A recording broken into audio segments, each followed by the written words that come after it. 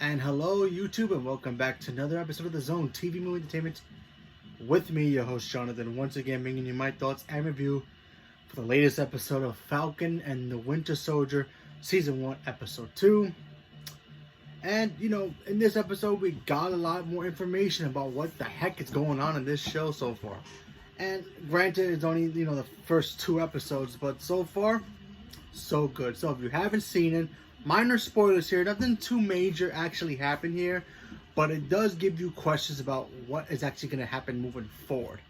So we all know that Sam, from the first episode, and spoilers for the first episode. So in the first episode, you see Sam, he has the shield, Captain America gave it to him, but he doesn't know how to be the next Captain America.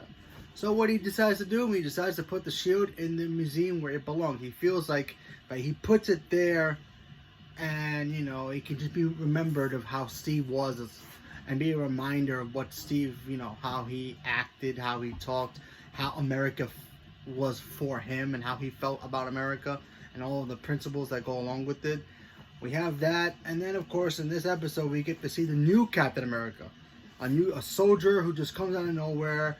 He's a pretty boy, everybody thinks that he's gonna be the new Captain America. You see Sam, he just looks at him he's like, did I make a mistake? What did I do? Maybe this would be a right move. He wasn't sure. Of course, we all know Bucky, he sees this new guy walking around pretending to be Captain America, pretending to be the new symbol. He literally comes out into a football game, I believe. With the pyro and all that stuff. They literally play the original Captain America theme song. Back when in World War II, when he was the spokesman for the military. He's got a plan, Captain America can. Oh, that goofy song. So he came out to that remix version of it, and at first you're like, okay, this guy's gonna be, the poster child for the new America team or whatever. No, we actually see this guy get involved in some fights, and he's like genetically superior, like the most perfect man you could think of, like close to being a super soldier, but not really being a super soldier.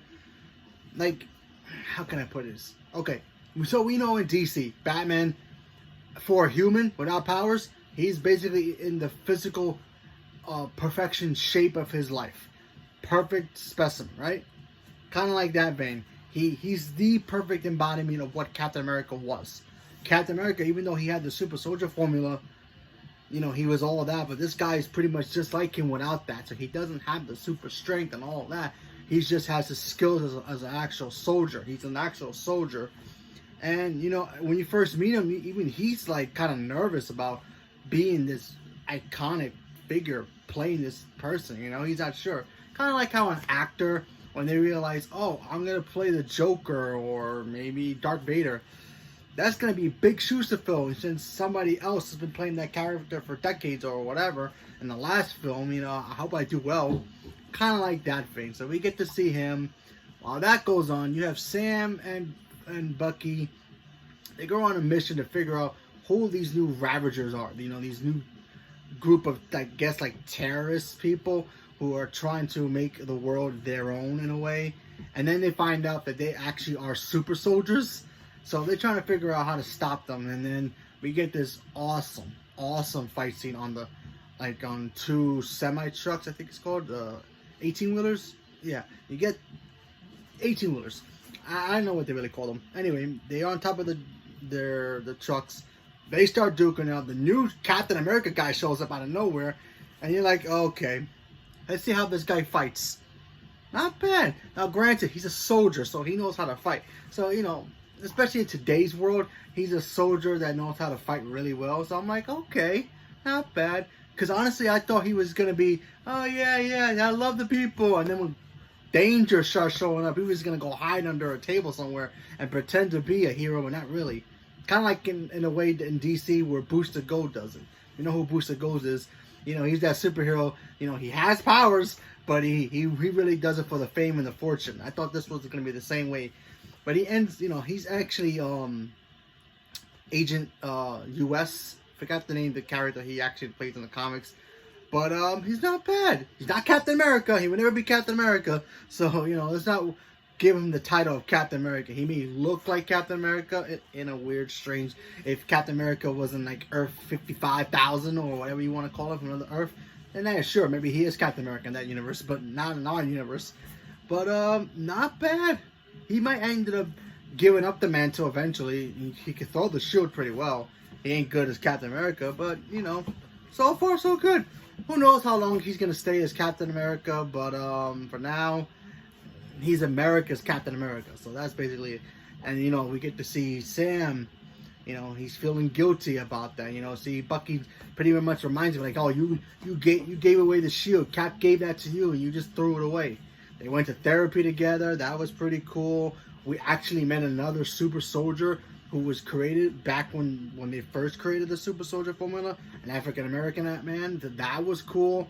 Then we find out he was never, you know, appreciated as a super soldier because Bucky needed some help trying to figure out about these new super soldier people. So he goes to this guy, and he's an African-American man, and then they find out that he was a super soldier as well, like the first one, like before Captain America. So does that mean, were they trying to make the oh man, it's in the comic book, I forgot the name of it, but in the comic book, Captain America, he was the first super soldier, but then they actually try to duplicate the formula in the comic book, and they had these 6 other people become super soldiers as well. One of them was, I think, Black Marvel, if I remember correctly, and he was an African-American man, and he was actually a super soldier, but his powers were not exactly just like Captain America's. His was like kind of like temporary, and I think in the comic book they had to activate the powers for like an hour or so, but they couldn't really sustain the powers, like, because they couldn't master the formula. If I remember correctly, the comic book, he may be one of the actual, you know, characters from that. So that's actually pretty cool. But to see that there was another super soldier, an African-American super soldier back in the day, that's pretty cool. I liked that a lot. I hope we get to see more of that guy's background, because he looked like he was very upset when Bucky shows up at his place. It's like, oh yeah, I used to kick your butt all the time, and yet I did a lot of good missions for the country, and they never praised me, which is what else is new. And of course, we even get a scene where, you know, the cops think that they see Bucky and Sam fighting, and of course they gotta blame the black person, and then they find out he's Falcon. They're like, oh, never mind. That was a funny scene. Not in the sense that, you know, yeah, of course the black man is gonna bother the white man, but I'm talking about like the scene way the cops are like, oh, this is Falcon, never mind. But yeah, overall, so far not bad. But you know, it does raise questions. Who is producing this new super soldier formula, if there is a super soldier formula? The last time we saw anybody trying to duplicate that was really the guy from Iron Man 3. He was trying to do a version of it, and his experiments were different from what, you know, a lot of people have tried it. Bruce Banner at one point tried it, and he became the Hulk, tried to use gamma radiation. So there's somebody out there trying to recreate the super soldier formula. We just don't know who it is. Apparently the people that Sam and Bucky were fighting, these Ravagers or whatever they're called, they stole it from somebody, and somebody was after them.